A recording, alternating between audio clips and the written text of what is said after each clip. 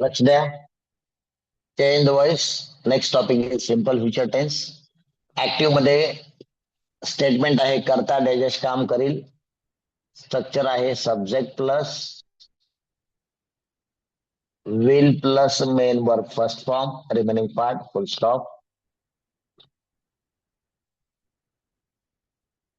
पॅसिव्हचं statement आहे digest काम केले जाईल किंवा कर्त्याद्वारे असा उल्लेख देखील असू शकतो. डायजेस्ट काम कर्त्याद्वारे केले जाईल. विदाउट सब्जेक्ट असेल तर असेल बघा ऑब्जेक्ट अगोदर आहे. ऑब्जेक्ट इथं बघा इथं पण लिहिलं मी object. Subject plus will plus main verb first form plus object plus remaining part आणि फुल स्टॉप. इथं ऑब्जेक्ट चालू होईल. सिंपल प्रेझेंट मध्ये ॲमिझर होतं. सिंपल पास्ट मध्ये वॉजवर होतं. सिंपल फ्युचर मध्ये विल बी असेल. म्हणजे टू बीचा हेल्पिंग वर्ब प्रेझेंट पास्ट आणि फ्युचर प्रमाणे इथं फ्युचर मध्ये विल बी आहे. आणि पॅसिव्ह व्हॉइसचा मेन कॅरेक्टर काय असतं टू बी नंतर main third form. Remaining part subject असेल तर बाय सब्जेक्ट आणि फुल स्टॉप. पॅसिव्ह व्हॉइस हे विदाउट सब्जेक्ट देखील असू शकतं. इथपर्यंत सगळ्यांना क्लिअर आहे. पुन्हा एकदा आठवण करून देतो. सिंपल प्रेझेंट मध्ये हे होतं subject plus main verb first form. B group असलं असतं त्याला एस और एस लागत होतं. नंतर ऑब्जेक्ट आणि रिमेनिंग पार्ट होतं.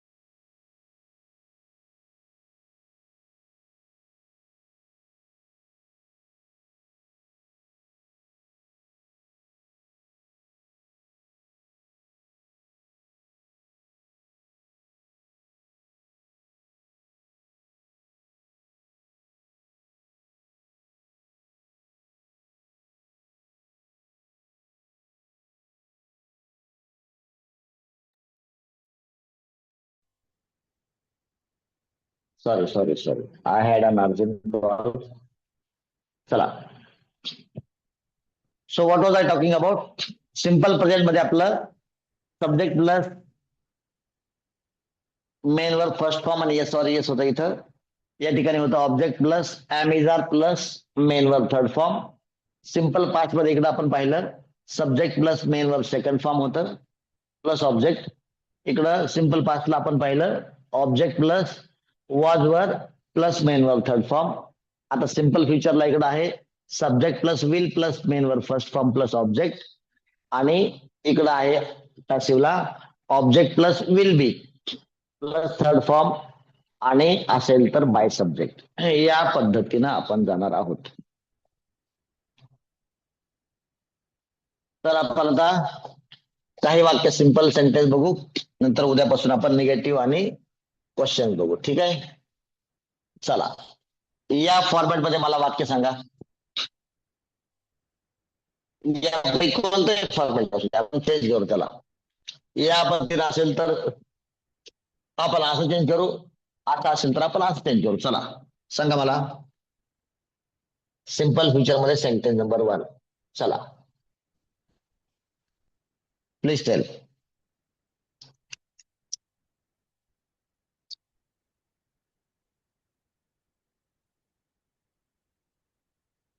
सांगा लवकर.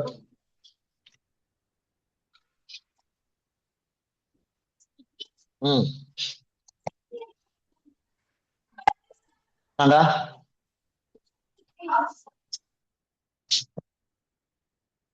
सांगा वाक्य, टाइमपास करू नका. सर उद्या आमची डान्स प्रॅक्टिस घेतील.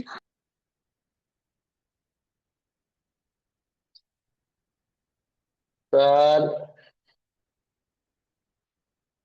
उद्या आमची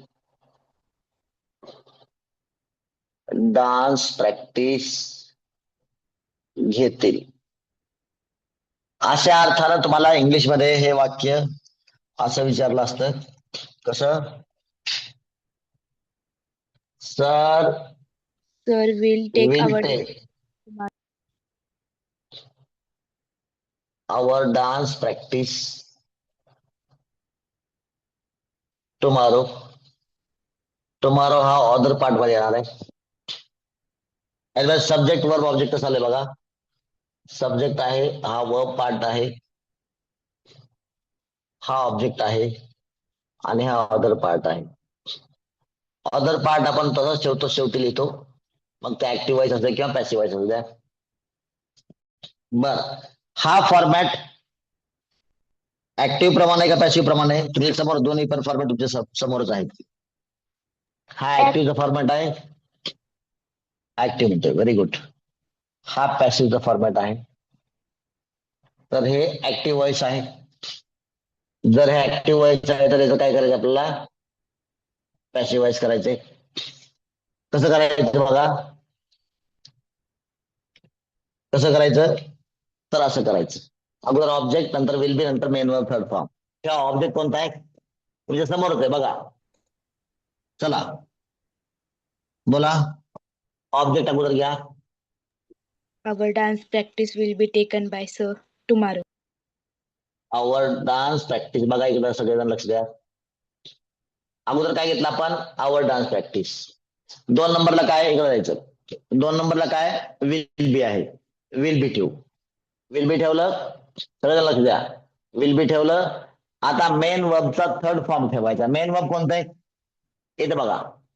विल हे ऑक्झिलरी वर्ब आहे, टेक हे मेन वर्ब आहे. ठीक आहे. तर टेकचा थर्ड फॉर्म काय सांगा? टेकन. आणि शेवटी काय आहे? By subject. By subject. By subject कोण आहे? सर. आणि अदर पार्ट काय आहे? ते असं ठेवायचं शेवटी. हा समय सूचक असल्यामुळे 100% शेवटी येतो. टाइम फ्रेज असल्यामुळे ते शेवटीच येते. सगळ्यांना हे वाक्य समजलं का? Yes or no? Yes sir. चला, या पद्धतीने आणखी दुसरं एखादं वाक्य सांगा बरं.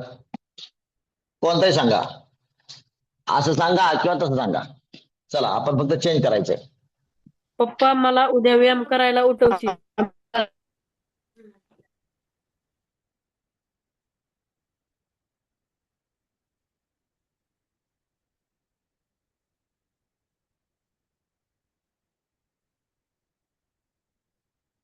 बघा, उठवणे हे अकर्मक क्रियापद आहे. उठवणे हे अकर्मक क्रियापद आहे. मला उठवतील. तर बघू आपण. ठीक आहे, चला. मला हे कर्म घेऊ शकतो, मात्र थोडंच तुम्हाला ते वेगळं वाटेल. ठीक आहे, चला बघू आपण. पप्पा, डायरेक्ट वाक्य लिहू इंग्लिश मध्ये. Will wake me up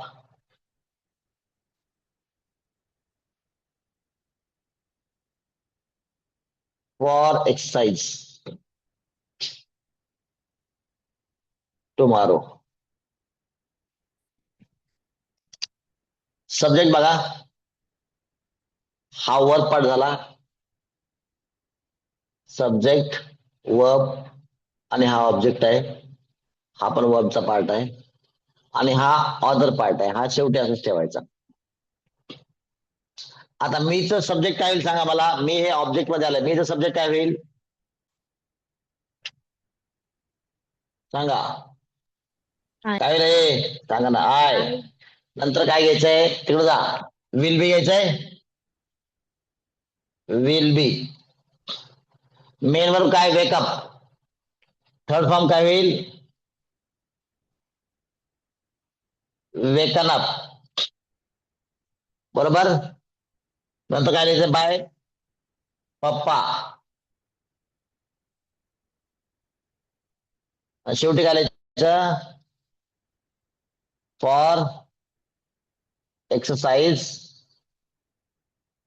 tomorrow.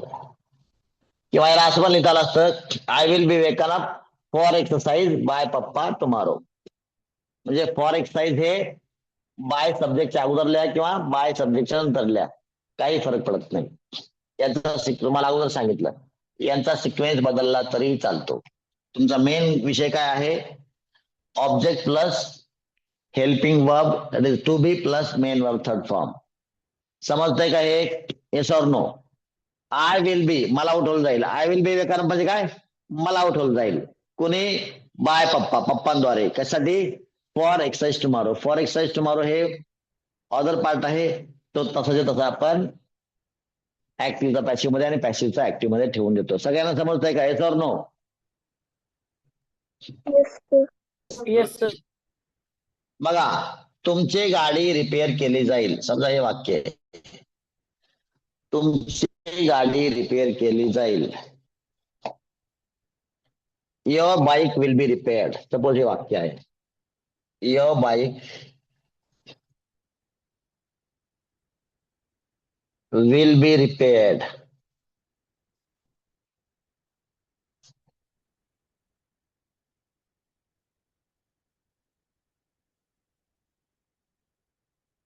मला सांगा, हे वाक्य या पद्धतीचं आहे का या पद्धतीचं आहे, कोणत्या पद्धतीचं वाक्य आहे,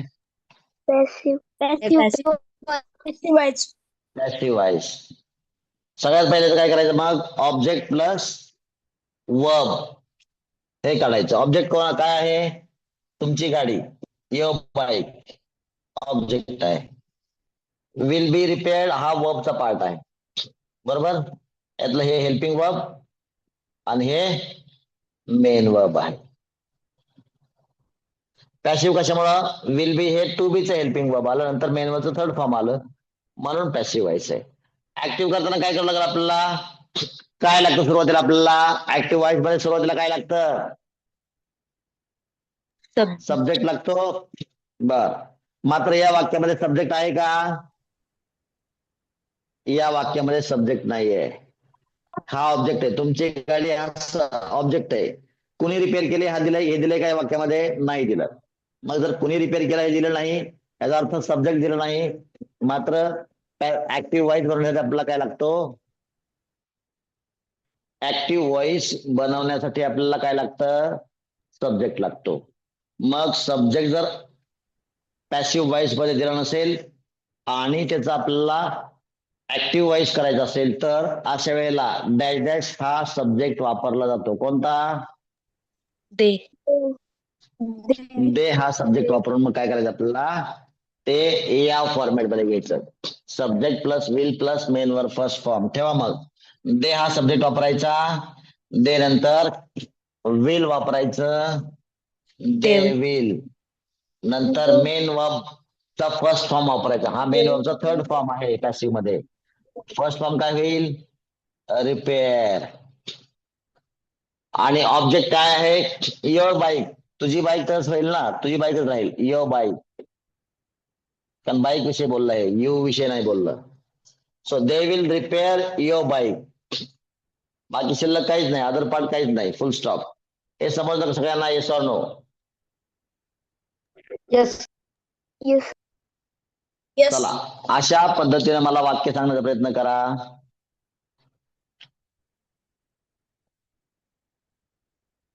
सांगा, अशा पद्धतीने वाक्य सांगण्याचा प्रयत्न करा.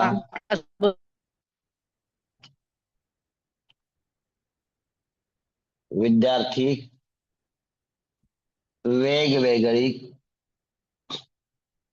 वाक्य सांगतील. या अर्थानं काय वाक्य दिलं असतं, गेलं गेलं असतं आपल्याला, students will tell variety of sentences. कोणतं वाक्य ऍक्टिव्ह का पॅसिव्ह सांगा. विल प्लस फर्स्ट फॉर्म आलाय. ऍक्टिव्ह का पॅसिव्ह आहे. जर ऍक्टिव्ह आहे त्याला पॅसिव्ह करा. पॅसिव्ह कसं करायचं तर सब्जेक्ट वर्ब ऑब्जेक्ट अगोदर फाईन करायचा. सब्जेक्ट आहे वर्ब पार्ट आहे आणि हा ऑब्जेक्ट आहे. अदर पार्ट नाहीये. ऑब्जेक्ट अगोदर लिहून आपला पॅसिव्ह व्हॉइस लिहिता येईल. सांगा बरं कसं.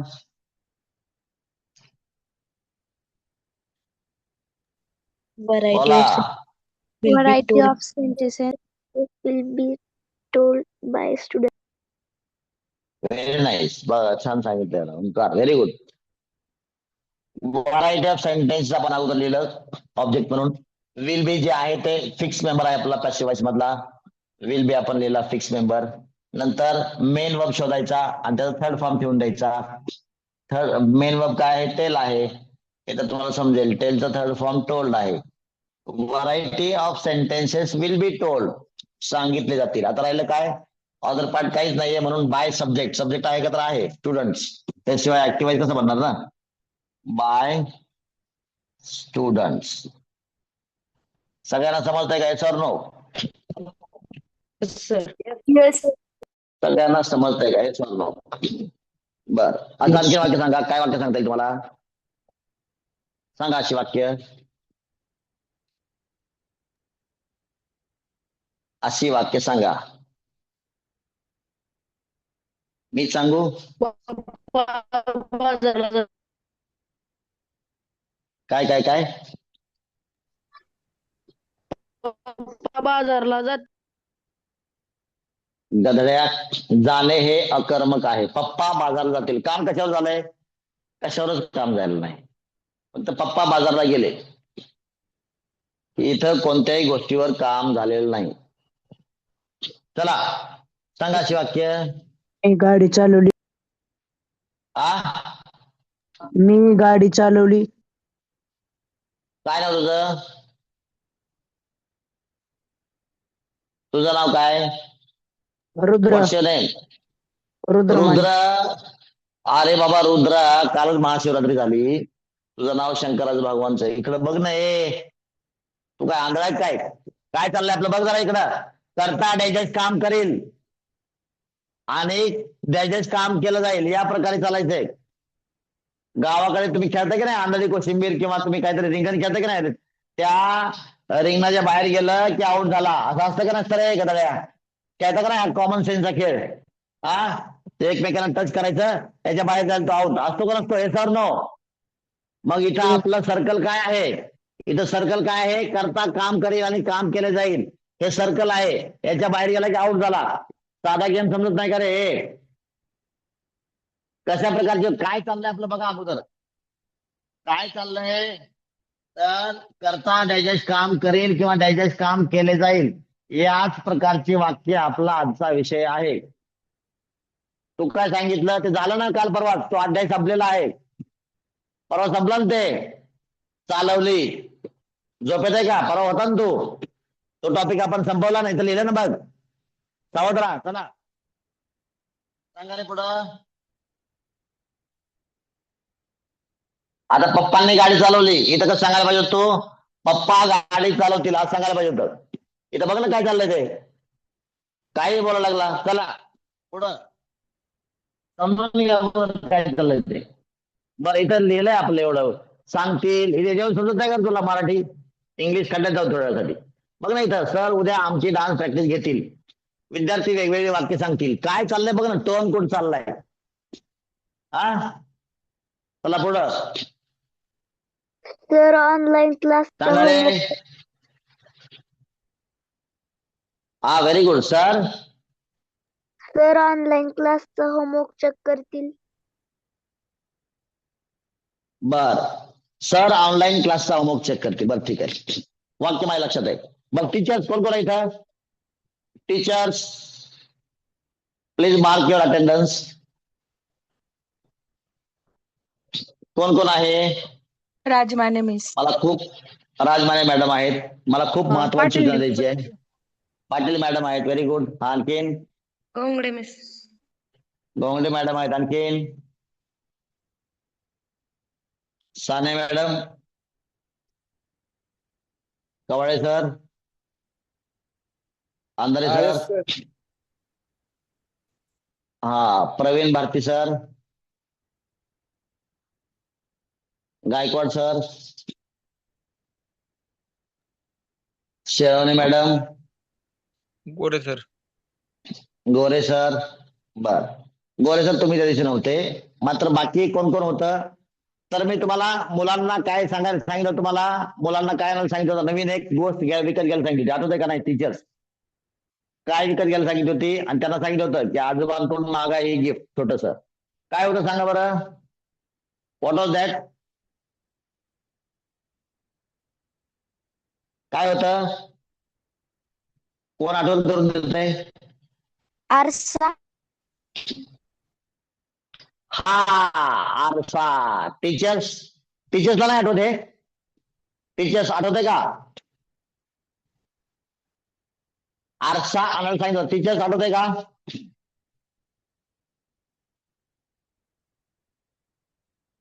सांगा ना टीचर्स, कोणतरी सांगा मला. मी मुलांना आरसा आणायला सांगितला होता, हे कोणाला आठवतंय का?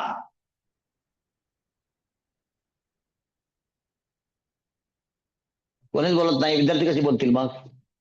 म्हणतील आमचे टीचर्स काहीच बोलत नाही. मग त्यांचं तुमचं अनुकरण त्यांना करणं भाग आहे. आठवतंय कोणाला?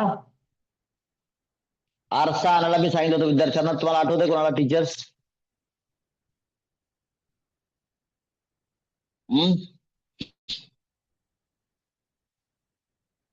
टीचर्स बोला ना.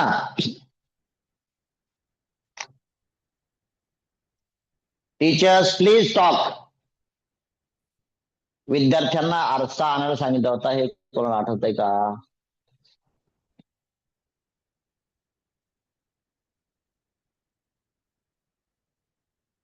बोला ना, कवळे सर आठवतंय का नाही?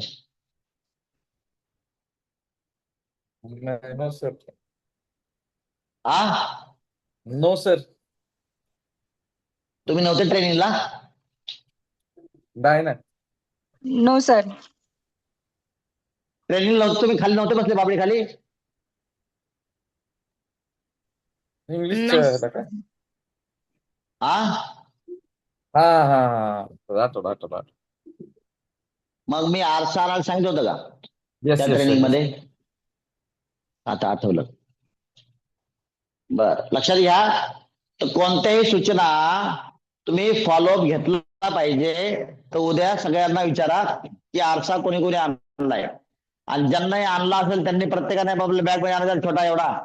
मी तुम्हाला किती व्यवस्थित समजावून सांगितलं होतं. लहान लहान गोष्टी बघा, कोणतीही गोष्ट ट्रेनिंग मध्ये टाइमपास म्हणून घेतली जात नाही. प्रत्येक गोष्टीला अर्थ असतो, आणि त्या सगळ्या गोष्टी तुम्ही जर फॉलो केल्या तरच तुम्हाला रिझल्ट येईल. नंतर रिझल्ट काय येणार? तुम्ही स्वतःला म्हणलं पाहिजे yes you can do it. तर यू कॅन डू इट म्हणायला स्वतःला आरसा पाहिजे ना. आरसा मग प्रत्येक ठिकाणी आपल्याला लावावं लागेल. हा, मग स्वतःचा छोटासा आरसा ठेवायचा. उद्या सर हे असेंब्लीमध्ये सर आणि अदर टीचर्स हे असेंब्लीमध्ये सगळ्यांना एकदा आठवण करून द्या. मी या वीक मध्ये किंवा या वीक मध्ये येण्याची शक्यता आहे. जेव्हा येईल तेव्हा मला प्रत्येकाकडे आरसा पाहिजे. चालेल teachers? Teachers, will you yes sir. spread this message tomorrow? Take the follow up of every student. आणि क्लास टीचरनं वैयक्तिक काळजी घ्यायची, कोणी कोणी आरसा आणलाय. So you have to follow this. These are very very very important tricks. हे करावे लागतील तरच आपल्याला मग पुढे जाता येईल. हे खूप मोठ्या महागड्या मॅनेजमेंट ट्रिक्स आहेत. व्यवस्थापन शास्त्रामधील खूप महागड्या ट्रिक्स आहेत. लहान लहान गोष्टीवरून आपल्याला पुढे जाता येतं. चला, काय वाक्य होतं रे ओंकार तुझं? सर ऑनलाईन क्लासचा होमवर्क चेक करतील. हा, तो आरसा देखील होमवर्क पार्ट आहे म्हणून मला आठवलं. तर ऑनलाईन क्लासचा होमवर्क चेक करतील. चला कसं वाक्य होईल हे? या Sir. पद्धतीचं वाक्य दिसतं मला. रुद्र वाक्य समजतंय का बघ. हा तर Sir will check homework of will check बघा वाक्य समजतंय. Sir will check. Sir will check काय? ऑनलाईन क्लासचा होमवर्क. याला म्हणता येईल तुम्हाला ऑनलाईन क्लास होमवर्क. तर मला सांगा हे ऍक्टिव्ह व्हॉइस वाटतं का पॅसिव्ह व्हॉइस वाटतं? जर इकडच्या पद्धतीने सांगितलं तर ऍक्टिव्ह व्हॉइस असणार की नाही? Sir no. तर हे ऍक्टिव्ह व्हॉइस आहे. जर ऍक्टिव्ह व्हॉइस आहे तर अगोदर सब्जेक्ट ऑब्जेक्ट अगोदर फायनल करा. हे सब्जेक्ट आहे, पार्ट आहे, हा ऑक्झिलरी आहे, मेन आहे. नंतर ऑनलाईन क्लास होमवर्क हा ऑब्जेक्ट आहे. पॅसिव्ह बनवायचं म्हणजे काय करावं लागेल तुम्हाला? ऑब्जेक्ट अगोदर घ्यावं लागेल. घ्या मग ऑब्जेक्ट अगोदर. चला बनवायचं पॅसिव्ह. कसं होईल ट्राय करा. online class homework will be checked by sir. Sir और टीचर. Online class homework. बघा ऑब्जेक्ट अगोदर घेतला मी, ऑनलाईन क्लास होमवर्क. आता काय घ्यायचं? विल बी हा आपला फिक्स मेंबर आहे पॅसिव्ह व्हॉइस. सिंपल फ्युचरच्या पॅसिव्ह व्हॉइसचा फिक्स मेंबर कोण आहे? Will be. आणि ते मेन वर्ब मात्र प्रत्येक वाक्यात बदलतात. मेन वर्ब काय? चेक आहे. थर्ड फॉर्म काय होईल? चेक्ड. राहिलं काय? सब्जेक्ट. तर सब्जेक्ट कसं लिहायचं आपल्याला? बाय सब्जेक्ट लिहायचे, कर्त्याद्वारे. सरांद्वारे चेक केलं जाईल. बाय सर और बाय टीचर. सर लिहू आपण, काय अडचण नाही. सगळ्यांना समजतंय का? येस और नो? Yes sir. व्यवस्थित शांततेनं जसं तसं समजून लिहून घ्या. जे नाही समजलं ते मला विचारा please. Write all the sentences in proper manner.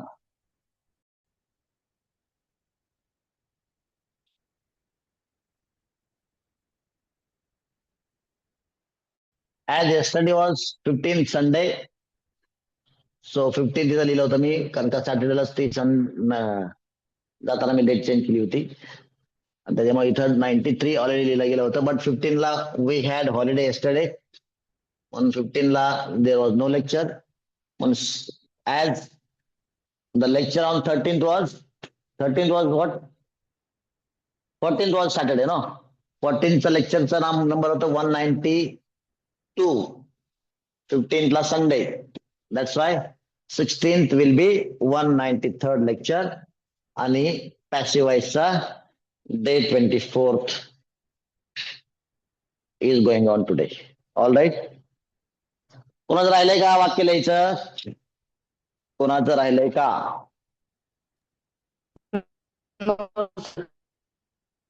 अरे कोणाचं राहिलंय का? तुला कसं काय माहिती? त्याचं राहिलंय तो सांगाल ना, मग राहिलंय म्हणून. कोणाचं राहिलंय का? जो राहणारच सांगाल ना. तुला कसं काय माहिती? इफ नोबडी टॉक्स याचा अर्थ कोणाच राहिलं नाही. चला नेक्स्ट सेंटेन्स नंबर 6. चला या प्रकारचं वाक्य सांगा. एक तर ऍक्टिव्हचं सांगा या प्रकारचं, किंवा पॅसिव्हचं या प्रकारचं सांगा. चला कोण सांगताय? Papa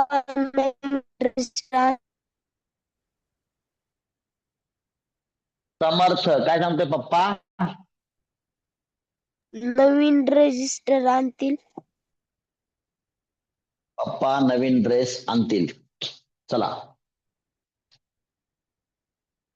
वाक्य बघा. पप्पा नवीन ड्रेस आणतील. चला हे वाक्य इंग्लिश मध्ये कसं असलं असतं बघा. तुम्हाला पण सांगता येते, सांगा. पप्पा Papa will Papa bring will bring new dress. Bring a new dress. एक असल्यामुळे आपण अ लिहू शकतो. पप्पा will bring a new dress. बर एक पद्धतीचं वाक्य या पद्धतीचं आहे का या पद्धतीचं आहे? Active voice. प्रकारचं वाक्य ऍक्टिव्ह व्हॉइस प्रकारचं आहे. म्हणजे या प्रकारचं आहे तर ऍक्टिव्ह व्हॉइस आहे. So this is active voice. All right. जर ऍक्टिव्ह व्हॉइस आहे तर आपलं बनवायचं काय? Passive voice. आणि जर पॅसिव्ह वाईज बनवायचं तर आपल्याला सब्जेक्ट वर्ब ऑब्जेक्ट आपल्याला फायनल करावे लागतील. सब्जेक्ट आहे, हा वर्बचा पार्ट आहे आणि हा ऑब्जेक्ट आहे. There is no other part. So passive बनवताना आपल्याला काय करावं लागेल, सगळ्यात पहिलं ऑब्जेक्ट घ्यावं लागेल. घ्या ऑब्जेक्ट आणि बनवा त्याप्रमाणे वाक्य. चला. अ new dress. A new dress will be brought by Papa. Will be हा आपला फिक्स मेंबर आहे. Brought ब्राउट नाही रे, कोण आहे ब्राउट? ब्रॉट आहे ते. इंग्लिश टीचर्स ब्रिंगचं ब्राउट नसतंय ते, त्याला ब्रॉट म्हणायचं, brought. A new dress will be third form, ब्रिंगचा थर्ड फॉर्म ब्रॉट आला. आणि शेवटी काय राहिलं, बाय सब्जेक्ट. सब्जेक्ट कोण आहे? पप्पा आहे, तर बाय पप्पा.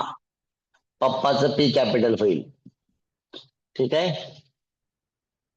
पप्पा हे आपण विशेष नाउन सारखं वापरलं आहे म्हणून पप्पाचं पी कॅपिटल राहील. So a new dress will be brought by papa. सगळ्यांना समजलं का? Yes or no?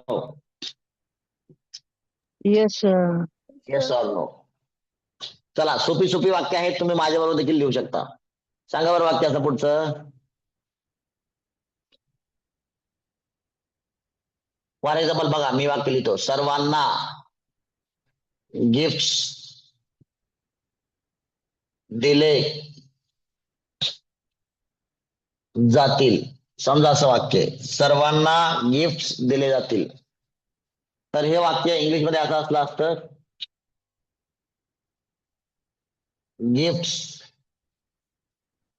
Will be given to all. म्हणजे यात दोन दोन ऑब्जेक्ट आहेत. ज्यांना दिलं ते पण ऑब्जेक्ट आहे, जे दिलं ते पण ऑब्जेक्ट आहे. ज्यांना दिलं ते कोण आहे? ऑल, सर्वजण. All will be given gift. दोन्ही प्रकारे वाक्य बरोबर आहे. दोन्ही प्रकारे वाक्य बरोबर आहे. वाक्य हे असं पण असू शकतं किंवा असं पण असू शकतं. तर मला सांगा, ऍक्टिव्ह प्रकारचं वाक्य का पॅसिव्ह प्रकारचं वाक्य हे समजलं का नाही? Yes or no? कशावरून समजलं? पॅसिव्ह वाईज प्रकारचं लिहिलंय मी ते. Will be plus third form, will be plus third form, passive वाईजच्या प्रकारचं वाक्य. याला बनवायचं काय? Active voice. कसं बनवायचं? तर इथं सब्जेक्ट दिलाय का? दिलाय का? हा ओपी आला, अदर पार्ट. इथं हा ओपी आला, अदर पार्ट इथं आला. हा. चला, दोन्ही प्रकारे वाक्य म्हणता येईल आपल्याला. मात्र सब्जेक्ट दिला नसल्यास आपण कोणता सब्जेक्ट वापरतो पॅसिव्ह ऍक्टिव्ह करताना? मग दे. पहिल्या प्रकारचं वाक्य सांगा, दे. फिक्स मेंबर कोणता आपला? ऑब्जेक्ट सब्जेक्ट घेतला आपण, काय सॉरी कुठं दे घेतला. बरं, इथं काय करता येईल आपल्याला? तसा पॅसिव्हचा फिक्स मेंबर विल बी आहे. ऍक्टिव्हचा फिक्स मेंबर कोणता आहे? विल आहे. काय आहे? विल. नंतर मेन वर्बचा फर्स्ट फॉर्म. मेन वर्ब काय? काय काय मेन वर्ब? गिफ्ट. बघा इथं गिफ्ट काय? ऑब्जेक्ट आहे, वर्ब आहे, हे मेन वर्ब आहे, helping verb. Helping verb, main verb, other part. All object will be helping verb, given main verb, other part. चला, दे विल. विल नंतर मेन वर्ब काय? गिवन आहे. मेन वर्बचा फर्स्ट फॉर्म काय होईल सांगा? Give gifts to all. They will give. आता to all लिहायचं नाही, काय लिहायचंय आपल्याला? गिफ्ट. अदर पार्ट शेवटी आहे. दे विल गिव्ह गिफ्ट आणि अदर पार्ट शेवटी आहे, टू ऑल. ठीक आहे. या पद्धतीने काय होईल? सेमच होणार आहे. दे विल काय?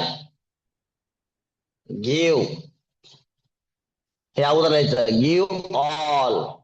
काय लिहिता येईल? Gift. They will give all gift. ठीक आहे. त्यातलं हे आपल्याला योग्य वाटतंय, तर this is more understandable. They will give all gift. They will give all gifts नाही, they will give all gifts असे, हे असं कॉमा लिहायचा. ठीक आहे, त्यामुळे हे ठीक आहे. They will give gifts to all. समजतंय सगळ्यांना? Yes or no?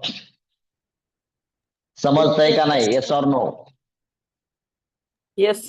चला सांगा बरं, सांगा अशी वाक्य सांगा. Please tell me such sentences. सांगता येईल?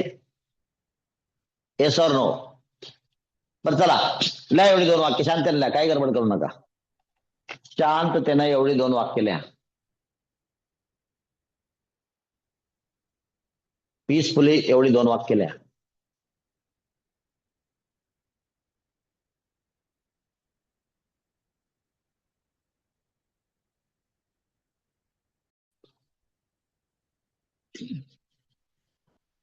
टीचर्स कधी कधी तुम्ही विद्यार्थ्यांच्या अटेंडन्सवर लक्ष देत जा.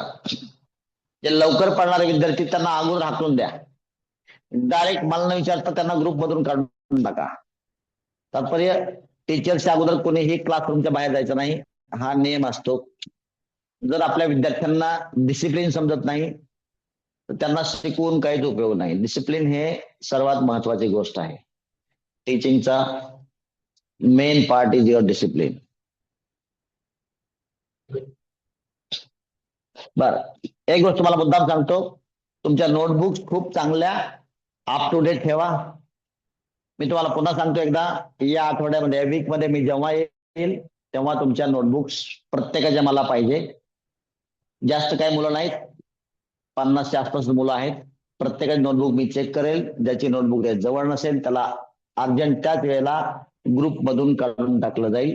त्याला वर्षभर परत मग 8 to 9च्या बॅचला कधीही एंट्री मिळणार नाही. एकदम strict. I will be very strict on this format.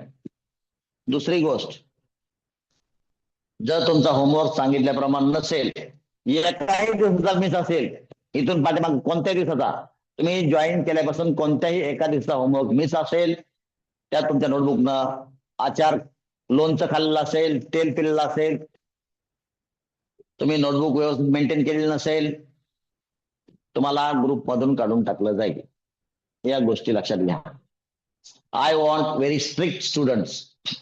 ठीक आहे, ऑल राईट. दुसरी गोष्ट, तुम्हाला लाईफ टाईम या गोष्टी कामाला येणार आहेत. जेव्हा जेव्हा तुम्हाला पॅसिव्ह व्हॉइस चेंज द व्हॉइसचा अभ्यास करायचा आहे, तेव्हा तेव्हा लाईफ मध्ये कोणतीही एक्झाम द्या, UPSC पर्यंत कोणती पण एक्झाम द्या, कसलीही कोणतीही कॉम्पिटेटिव्ह एक्झाम द्या, तुम्ही हेच नोटबुक काढायची आणि हेच वाक्य 80च्या 80 लिहून काढायची. तुमची प्रॅक्टिस होईल. तुम्हाला कोणत्याही प्रकारचं वाक्य जर विचारलं, त्या प्रकारचं वाक्य तुम्हाला सहजपणे सॉल्व्ह करता येईल. UPSC पर्यंत देखील याच्यापेक्षा वेगळं काहीच विचारलं जात नाही. म्हणजे KG to PGचा सर्व गोष्टी या टॉपिकच्या इथंच आपण कम्प्लीट करून घेतोय. खूप पॉवरफुल नोट्स आहेत तुमच्या. जर चुकून तुमच्या नोटबुक्स कोणी बघितल्या तर त्याचे डोळे विस्फारल्याशिवाय राहणार नाही. एवढे सुंदर तुमच्या नोट्स आहेत. त्या पद्धतीने आपण एकदम बेसिक गोष्टी घेतोय. ठीक आहे, bottom to top in this subject, in this particular subject किंवा इन दिस पर्टिक्युलर टॉपिक, कोणत्याही पर्टिक्युलर टॉपिक मध्ये बॉटम टू टॉप आपण सर्व काही पार्ट कव्हर करत आहोत. त्याच्यामुळे लाईफ टाईम तुम्हाला ह्या नोटबुक्स वापरायला येतील. All right. हे बोलत असताना तुमचा हे 2 वाक्य लिहून झालेले असतील. झाले का सगळ्यांचे? Yes or no?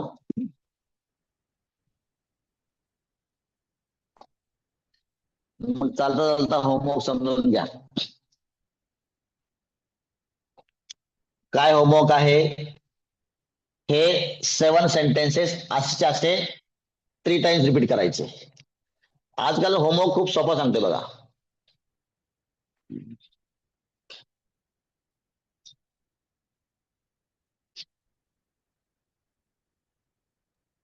Three times write 7 sentences 3 times. Homework सगळ्यांना समजला का? Yes or no? होमवर्क सगळ्यांना समजला का? Yes or no?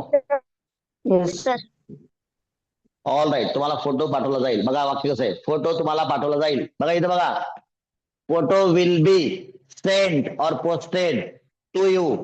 इथं बघा. फोटो विल बी सेंट और पोस्टेड टू यू, आलं का सेम वाक्य? मी बोलतो तर नाही वाक्य पॅसिव्ह आहे सिंपल फ्युचरच्या, तर ते इथलं वाक्य. All right, shall we have pause? Yes, Yes, sir. sir. Yes, We'll sir. pause. Will Sir. Okay, pause. Bye bye.